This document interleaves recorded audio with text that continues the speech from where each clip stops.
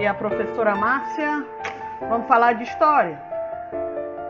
O tema de hoje é continuação da nossa aula, que foi sobre a Guerra do Paraguai. Só que agora nós vamos dar um destaque a um fator, que muitas pessoas não conhecem, que foi a participação feminina na Guerra do Paraguai.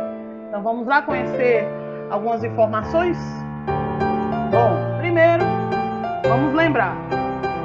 Nós estamos no governo de Dom Pedro II e no ano de 1864, ele entrou, ou seja, o Brasil entrou em conflito com o Paraguai. Essa entrada ocasionou uma guerra que durou até o ano de 1870, ou seja, de 1864 até 1870. No ano de 1867, o exército brasileiro contava com mais ou menos, só o exército brasileiro, não vou falar daqueles que entraram junto com a gente, tipo os argentinos ou os próprios lá paraguaios. Então, até 1867, o Brasil enviou por volta cerca de 600 mil soldados brasileiros. Então, tanto as tropas paraguaias como as brasileiras, eles eram acompanhados por um verdadeiro exército, um outro exército, formado por mulheres. Quem seriam elas? Eram esposas, prostitutas, companheiras, mães, que se alimentavam da sobra dos seus companheiros, que cozinhavam, que lavavam, cuidavam dos feridos, se abrigavam em barracas, distribuíam solidariedade humana, durante as guerras, sendo por vezes até maltratadas por seus maridos, aquelas que foram à batalha junto com ele, mas também elas combatiam e morriam. Só que, ao contrário dos seus companheiros, dos seus filhos, eles são muito mais conhecidos do que a participação dessas mulheres. Que é também muito interessante é que não eram somente mulheres humildes de soldados e prostitutas. Ainda que com menor frequência, havia também mães e esposas de oficiais. Não eram só soldados, não eram só esposas ou mulheres dos soldados.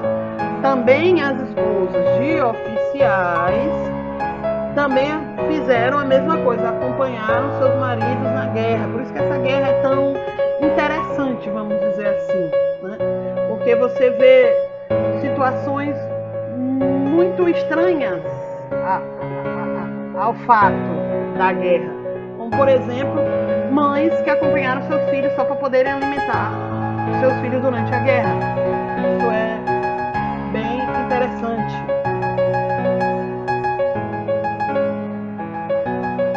Aqui é outra imagem.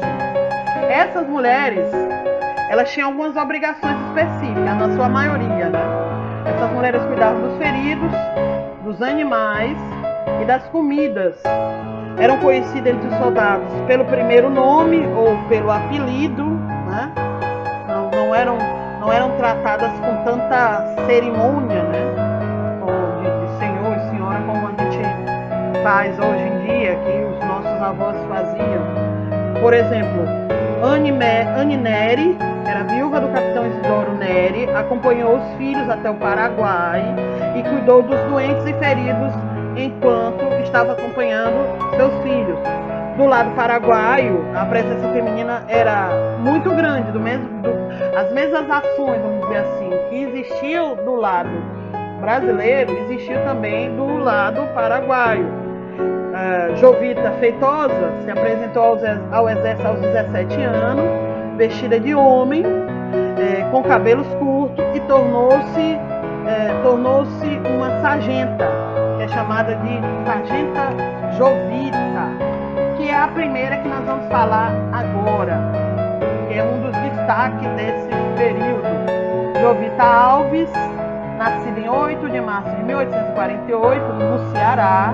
Aos 17 anos de idade, cortou os cabelos, disfarçou os seios com bandagem e colocou um chapéu de vaqueiro e vestiu-se com roupas masculinas para se alistar como voluntário do Exército Brasileiro na Guerra do Paraguai. Escondida da família e vestida como um homem, chegou a Teresina e foi aceito pelo primeiro sargento do Corpo de Volantes. Não conseguiu disfarçar suas feições femininas por muito tempo, mas mesmo assim, de saiote e blusa militar, seguiu viagem, passando por vários estados até desembarcar no Rio de Janeiro em 9 de setembro de 1865. Acho muito difícil que você teve a ideia de uma mulher cearense que foi para a Guerra do Paraguai, né, se alistou e passou pela nossa capital. Um outro nome que marca a história é Rosa Maria Paulina. Rosa Maria Paulina, ela nasceu em 18 de setembro de 1802, em Alagoas. Ela não foi uma combatente de guerra, porém foi matriarca, a mãe de 7 filhos da tropa brasileira, casada com Manuel Mendes da Fonseca. Juntos constituíram a maior linhagem militar do país. Mas deixa eu fazer uma outra observação. Ela também organizava movimentos de patrocínio e movimentos também de incentivo à ida de brasileiros à guerra. Ela tem essa importância. Ela é importante pela questão de ser uma matriarca de muitos da família dela foram para a Guerra do Paraguai, como também ela incentivava a ida dessas pessoas à luta na Guerra do Paraguai. Um outro nome também importante nesse período é Elisa Alicia Lynch. Bom, Elisa Alicia, nascida em novembro de 1833, na Irlanda, casou-se com o presidente do Paraguai e apoiou as estratégias de guerra. E insistiu na posição do Paraguai contra a Tríplice Aliança, que era formada, que eu já tinha até explicado para vocês em sala, que era formada pelo Brasil, Argentina e Uruguai. Ela era uma figura forte contra os inimigos, no caso nós, né? No Paraguai há um sentimento popular que Elisa foi uma mulher bondosa e que fazia ações de caridade, ajudando vítimas da controversa Guerra do Paraguai. Ou seja, ela tanto se posicionava no incentivo, né, defendendo o nacionalismo paraguaio, como também ela participava de ações filantrópicas, ou seja, de ações de caridade para ajudar as vítimas e as famílias das vítimas da Guerra do Paraguai. Esse aí é um exemplo das mulheres do outro lado da guerra. Um outro nome em destaque é a Maria Francisca da Conceição. Maria Francisca é sertaneja, nascida em Pajeú, cidade de Pernambuco. Era casada com um dos voluntários recrutados pelo Exército Brasileiro, seguindo o marido ao ataque ao forte de Curuzu, à beira do rio Paraguai, assim como Jovita, aquela primeira que passou por Teresina, cortou os cabelos, vestiu a roupa do marido e participou do forte e voltou viúva da batalha. Então, essa foi algumas das mulheres que participaram desse momento histórico.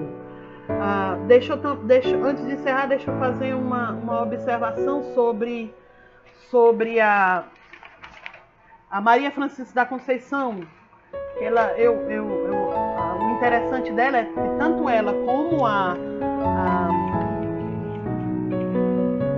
Jovita, elas se transformaram e pegaram em armas.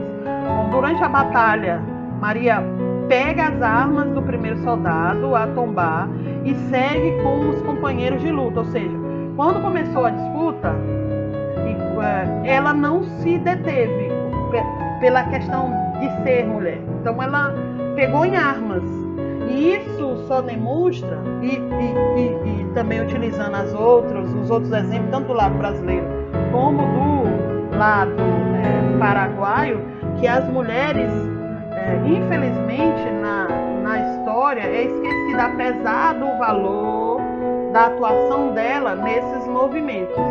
E por este motivo, é importante se estudar mais a fundo essas guerras. Todas as guerras, você vai encontrar a participação feminina, só que, infelizmente, com pouca divulgação, com pouco destaque histórico, livros, mas na prática tiveram sim um destaque muito grande. É o exemplo dessas mulheres que eu citei anteriormente.